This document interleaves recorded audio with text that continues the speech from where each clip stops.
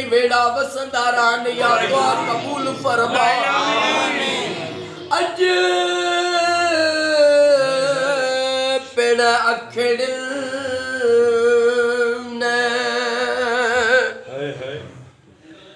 अज पेड़ अखड़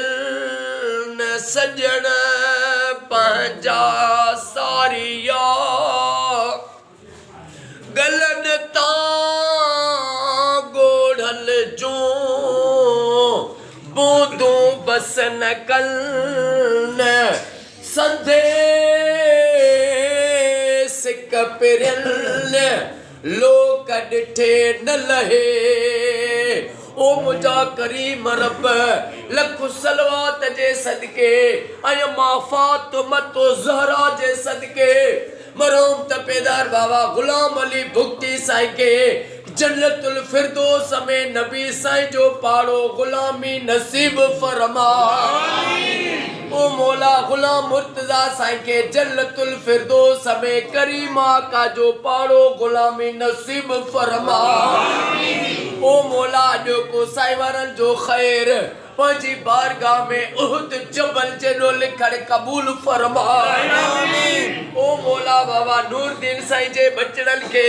रब नवाज साईं जे पुटरन के नौकरियों दे ललके रोजी में एडो गंज दे जो क़यामत ताईं न खुटाए सगन हिनन जा क़यामत ताईं हर मोड़ ते बेड़ा पार फरमा इन शफकत अली के मास्टर कर हिन स्कूल में इनके मास्तरी अता फरमा ओ मौला जे भी साईं वारन के दुआ जे लाइ चयो वा जा जे लाइ भी सोचन था उन सबनी जो बेड़ो तार साईं रब नवाज साईं जे अम्मा मिठी असा जी अम्मा के सेहत वडी हयाती अता फरमा आसिफ अली भुगती साईं के साईं जे सबनी घर वारन के क़यामत ताईं आबाद फरमा मौला अज जेके भी दुआ में वेठा असा जो सबनी जो बेड़ो तार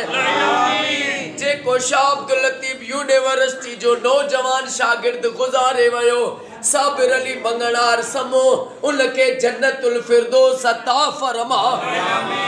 ओ मौला हर मोमिन जे घर हर सुन्नी शिया जे घर लख सलवातू थियलिया दुआ कबूल फरमा सजी सिंध में सजे पाकिस्तान में सऊदी ईरान में इराक शाम में फलस्तीन में मिस्र में घर घर में सलवातू थियलिया दुआ अम्मा ज़ैनब जो वास्तो थी कबूल फरमा इन्नल्लाह व मलाइकतहु युसल्लूना अलल नबी या अय्युहल्लज़ीना आमनू सल्लु अलैहि व सल्लिमू तस्लीमा